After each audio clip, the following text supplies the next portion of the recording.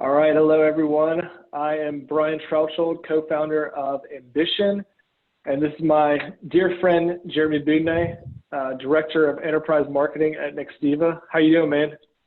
DT, I'm good, man. Good to be talking with you. How are you? I'm doing well. I think you're the tan you've got going, the South Florida bunker you're in somewhere. I think you're maybe doing better than me. I'm thriving under quarantine, man. I'm down here in Fort Lauderdale. The wind's blowing, the wind chimes are playing in the background. It's 85 and sunny. This whole quarantine thing hasn't been so bad for me. It seems idyllic, and I appreciate you saving a little time for us today. We're good friends. I think what I was hoping for, we're doing a whole series on what sales managers are doing, but I want to get your perspective today as far as like from a marketing side. What's marketing doing right now to help sales during COVID, during this crisis, during a pandemic? I just want to dig in because I think there's a lot of folks who come and are looking around LinkedIn like, what should I be doing right now? Our whole messaging's changed, our whole process changed. So I'll kick it back to you to start. What are you doing at Nextiva to try to continue the sales process or help the sales process right now?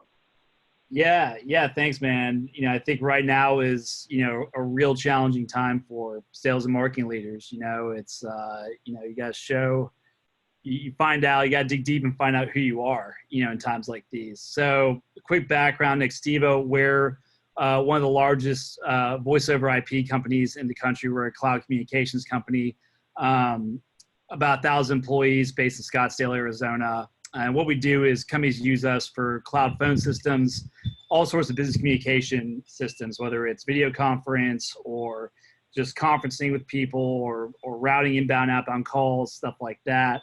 So we've been around since Do what? All big challenges right now. Like as people like shift how they're operating and where they are, all this, super relevant. Yeah, super relevant, man. This has been one of our biggest months ever because people, if you're using a phone system that is an old school PBX system that's based in your office and you can't take it with you, you can't get calls on your cell phone or you can't do calls from your laptop, from your business line, you're kind of screwed. So we've had a major influx of new business this month, last month. And it's been great, but on the other hand, it's been really challenging because we have customers who need us, and we have to really, tighten up and really work hard as a marketing organization to give sales everything they need to meet the demand that's happening right now, to save our existing customers, all that sort of stuff. So yeah, happy to talk. I sort of, I've got a couple things we can talk about. And sort of starting at the top of the funnel. So one of the things we're doing right now is we're working really hard to find new lead sources for sales. So we're G2 crowd customers. I believe you guys are as well. So one of the things we're doing is looking for new lead sources. One of the things that marketers should do is find wherever your buyers are searching for, products like yours, whether it's Google, whether it's Amazon, whether it's YouTube, whether it's, social media, you need to, be in front of them and then you need to capture them when they're showing interest. So G2, which for those of you who don't know is a enterprise software sort of review site. It's sort of the ultimate for that. Nextiva's on there. I think like Ambition, we're the top rated in all of our categories. So I appreciate that plug. Thank you. Yeah, had to, man. I saw a great LinkedIn cover graphic background that said we're going to need a bigger banner, which I thought that was smart for you guys. Same with us. So I can't take credit for that. But you guys are using it. So you guys are using the social credit of people doing reviews on G2, and then you're watching other folks who are researching the category. Exactly. So we're taking people who are visiting our profile, looking at our competitors, and we're capturing them and we're writing that to sales. We just turned that on. That's a new, top of funnel lead source now that we're discovering. And there's other tools out there too, like Snitcher, et cetera, where you can find people on your website who maybe haven't converted yet, but are clearly doing tons of research, looking at your pricing page, looking at your platform page, whatever. And you can figure out who those companies are and do your own outreach to them and say, what do you... Are you routing those are you routing those companies directly to sales, or are you doing marketing touch first? How does that work for you guys? Good question. So we're filtering down by obviously relevant companies that meet our criteria. We're importing them. Sales is doing a quick touch, but then we see it as marketing's job to really nurture them from there on out, because they haven't, come in and said we want a demo necessarily yet. They're in the researching phase still. But what we believe is they're eventual buyers. So they're going to buy a product, and we want that product to be Nextiva. And the way we're going to make that happen is we're not going to hammer them with sales pitches. We're going to offer them value, win their trust over time. And then when they're ready to buy, they're going to, they're not going to look at one of our competitors. They're going to come straight to us. So that's it. But the key is you're able to proactively educate them and kind of, we call it nurturing, but like really you're doing the research right now. Let me just give you more information. I'll be proactive about giving you the data. Exactly. You told me something that I thought was pretty badass for a 1,000-person company. I know the scale of Nextiva's customer base that some of your leadership team is doing right now, which I think is pretty incredible. Talk about what, kind of to speak to getting gritty in it, what you guys are doing.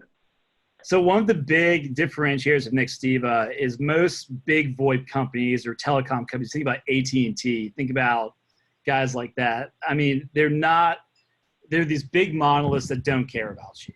That's literally the bad rep that's on the industry. Where Nextiva is differentiated is empathy and caring. We have the best customer service on the planet. They treat their employees better than anyone else. Our CEO, Thomas Gorney, is literally in the trenches with us. He works harder than anyone else at Nextiva. So one of the things that Thomas has been activated to do and that he's been doing is he is reaching out via LinkedIn to all of our prospects that are coming in with a quick personalized message. Like, we know you're cool.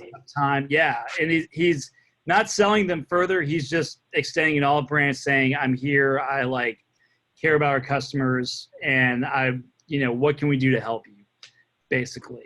And what that does, I think, is it shows, the level of commitment from our leadership that we're a customer first company, and that we genuinely want to build relationships and help all of our existing clients and our future clients. And it's a top down thing. Yeah. Well, I mean, I think that's one of the things that struck me when we were kind of doing the pre-combo here, and you told me that it's like, well, anyone could do that. It doesn't have to be the CEO. I think it's phenomenal that it's Thomas for you guys, but anyone with sufficient, any executive who's reaching out to a customer and making that extra connection right now that say, like, we really value you, not just we value your business, but like we actually want you to succeed regardless of what's going on. I think anyone can watch this and take that away. It's a great talk, kind of tidbit. What's another thing that you guys have seen is from a marketing standpoint has having impact on sales? Yeah, so one of the things we're doing right now, and by the way, all of these are like the steps of G2, which we've already paid for, are free moves that don't cost anything, right? So, I mean, one of the things we're doing now is we're equipping our BDRs with Go Video from Vidyard, send video messages to people. A little bit more personalized outreach, and just people are getting hammered with stuff right now. There's so much content coming in. Everyone's calling me, everyone's emailing me. You have to stand out, and video, a personalized video is one of the best ways to do that. And it takes about as long to record that as it does to write an email, right? Saying all that stuff. So that's another it's more authentic, right? You see someone's face and it's like, oh, this is a real person. They took the time to say, hey, Jeremy, this is Brian. I think that's a great point. It is, man. And, I mean, look what, Zoom and Nextiva and all these guys are doing right now with video conferencing. It's seeing someone's face is so, and it adds so much value. Half of communication is nonverbal, So there's a lot of value from that. So that's another thing we're doing. Another thing we're doing is one of the big things. This has been cool for me. I love stuff like this. Crowdsourcing video testimonials from our customers. So we have a video testimonial on G2 right now. It's a lovely customer who's actually based in Nashville, who I actually had the pleasure of talking with on Twitter. And she did this great video testimonial about how Nextiva helped her migrate her company to work remotely like in a day. And so we're now in the process of curating more of those videos from our customers. And they're basically like work from home testimonial videos, but without all the high production costs of sending it's organic. Yeah, it's just organically done. And you know what we're doing. TikTok by Nextiva is what you're telling me. You're telling me TikTok. I know about this. Exactly. You know, maybe I don't know if they'll be as funny as your average TikTok video, but you know, hopefully they'll go as viral.